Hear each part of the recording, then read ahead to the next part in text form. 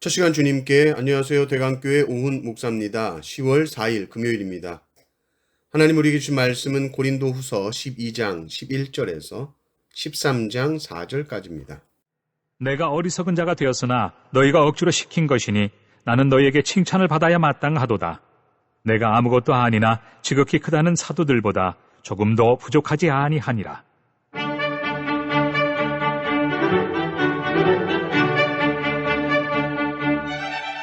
사도의 표가 된 것은 내가 너희 가운데서 모든 참음과 표적과 기사와 능력을 행한 것이라. 내 자신이 너희에게 폐해를 끼치지 아니한 일밖에 다른 교회보다 부족하게 한 것이 무엇이 있느냐? 너희는 나의 이 공평하지 못한 것을 용서하라. 보라, 내가 이제 세 번째 너희에게 가기를 준비하였으나 너희에게 폐해를 끼치지 아니하리라. 내가 구하는 것은 너희의 재물이 아니요 오직 너희니라.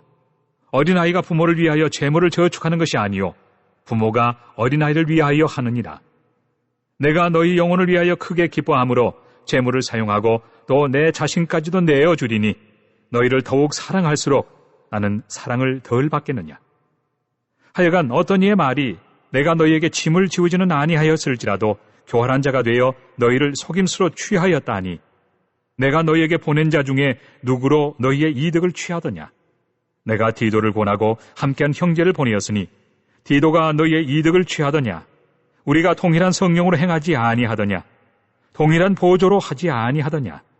너희는 이때까지 우리가 자기 변명을 하는 줄로 생각하는구나. 우리는 그리스도 안에서 하나님 앞에 말하노라. 사랑하는 자들아, 이 모든 것은 너희의 덕을 세우기 위함이니라. 내가 갈 때 너희를 내가 원하는 것과 같이 보지 못하고 또 내가 너희에게 너희가 원하지 않는 것과 같이 보일까 두려워하며 또 다툼과 시기와 분냄과 당 짓는 것과 비방과 수군거림과 거만함과 혼란이 있을까 두려워하고 또 내가 다시 갈 때 내 하나님이 나를 너희 앞에서 낮추실까 두려워하고 또 내가 전에 죄를 지은 여러 사람의 그 행한 바 더러움과 음란함과 호색함을 회개하지 아니함 때문에 슬퍼할까 두려워하노라. 내가 이제 세 번째 너희에게 가리니 두세 증인의 입으로 말마다 확정하리라. 내가 이미 말하였거니와 지금 떠나 있으나 두 번째 대면하였을 때와 같이 전에 죄 지은 자들과 그 남은 모든 사람에게 미리 말하노니 내가 다시 가면 용서하지 아니하리라. 이는 그리스도께서 내 안에서 말씀하시는 증거를 너희가 구함이니 그는 너희에게 대하여 약하지 않고 도리어 너희 안에서 강하시니라. 그리스도께서 약하심으로 십자가에 못 박히셨으나 하나님의 능력으로 살아계시니 우리도 그 안에서 약하나 너희에게 대하여 하나님의 능력으로 그와 함께 살리라. 아멘. 사도 바울은 세상 염려로 걱정하지 않았습니다. 사도 바울의 걱정은 항상 성도들을 향한 것이었습니다. 성도들에게 누를 끼치지 않을까, 성도들을 힘들게 하지 않을까. 그래서 다른 사도들처럼 물질적으로 폐를 끼치기 싫어서 사료도 받지 않고 사역하죠. 그럼에도 성도들은 사도 바울이 뭘 크게 잘못하는 것처럼 대합니다. 사도 바울은 마음이 어려운 것이죠. 그래서 이렇게 말합니다. 내가 너희에게 폐를 끼치지 않은 것, 너희에게 누를 끼치지 않으려고 애쓴 것, 이것이 잘못이었다면 용서해달라. 나는 너희들에게 결코 물질적인 것을 원한 적이 없다. 너희들을 통하여서 어떤 물질적 이득을 취하려고 한 적도 없다. 디도도 마찬가지다. 그런 적이 없다. 14절을 보십시오. 보라, 내가 이제 세 번째 너희에게 가기를 준비하였으나 너희에게 폐를 끼치지 아니하리라. 내가 구하는 것은 너희의 재물이 아니요 오직 너희니라. 어린아이가 부모를 위하여 재물을 저축하는 것이 아니요 부모가 어린 아이를 위하여 하느니라. 영적인 부모는 바울이죠. 부모가 자녀를 위해서 재물을 저축한다는 것입니다. 오해하지 말아라. 니들이 나를 먹여 살려주고 니들이 나를 부양하는 게 아니다. 그렇게 생각하지 말아라. 부모가 자녀를 먹여 살리고 있는 것이다. 영적인 리더가 성도들을 양육하고 보호하는 것이라는 것이죠. 그런데 어떤 사람들은 바울에게 이런 말까지 합니다. 사도 바울이 고정적으로 받는 것은 없지만 우리를 속여서 뭔가를 빼앗는다고 거짓 소문을 내죠.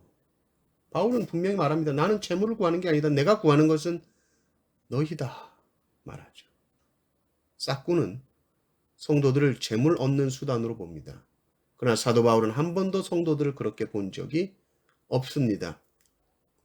사도 바울은 자신으로 인해서 성도들이 힘들어할까봐, 특별히 경제적으로 물질적으로 힘들어할까봐 그것이 두려웠습니다. 그리고 또 다른 것, 사도 바울은 성도들이 영적으로 무너지는 것을 두려워하죠. 사실 이게 가장 큰 두려움입니다. 20절, 21절을 보십시오. 내가 갈 때에 너희를 내가 원하는 것과 같이 보지 못하고 또 내가 너희에게 너희가 원하지 않는 것과 같이 보일까 두려워하며 또 다툼과 시기와 분냄과 당짓는 것과 비방과 수근거림과 거만함과 혼란이 있을까 두려워하고 또 내가 다시 갈 때에 내 하나님이 나를 너희 앞에서 낮추실까 두려워하고 또 내가 전에 죄를 지은 여러 사람의 그 행한 바 더러움과 음란과 호색함을 회개하지 아니함 때문에 슬퍼할까 두려워하노라. 바울이 성도들을 만났을 때에 두려운 것이 뭐냐면 여전히 다툼이 있을까봐, 여전히 파가 나누어져 있고 서로 비방하고 있을까봐 그게 두려운 겁니다. 교만해서 죄짓고 음란하며 그럼에도 회개하지 않는 모습을 여전히 볼까봐 그게 두렵습니다. 바울이 그런 모습을 다시 보게 된다면 바울은 너무너무 슬플 것이고 그 생각을 하니 두렵습니다. 사도 바울은 이 두려움을 가지고 담대하게 말하죠. 만약에 내가 다시 가서 이런 모습을 보게 된다면 나는 혼낼 것이고 용서하지 않을 것이다. 십자가의 용서라는 것을 너희는 결코 허투루 생각하지 마라. 십자가의 사랑이 다 용서해 주니까 죄를 지어도 두렵지 않고 회개하지 않으면 그건 내가 용서하지 않겠다는 겁니다. 십자가가 약해 보이냐? 실상 약한 것이 아니라 가장 강한 것이요 하나님의 능력이 십자가를 통해 나타나는 것이다. 나 바울도 심히 약한 자지만 내 안에 하나님의 권능이 있고 그리스도께서 살아계신다. 그러니 너희가 죄 가운데 아무런 회개도 하지 않고 방종하고 있으면 두려워해라. 능력의 하나님의 심판이 너희를 기다릴 것이요 용서하지 않을 것이다. 아주 단호하게 이야기합니다. 바울은 성도들이 하나님 앞에 바로 살지 않는 것, 그것이 가장 두려웠습니다. 그래서 성도들 하나님 앞에 바로 세우는 일에 집중하죠. 사역자는 다른 것보다 성도가 거룩한 삶 살지 않는 것, 이것을 두려워해야 합니다. 그리고 이것을 가지고 하나님 앞에 나아가 기도하는 것입니다. 우리 안에 성도들 향한 이 마음을 부어달라고 항상 기도하시기를 주님의 이름으로 축원합니다. 아멘.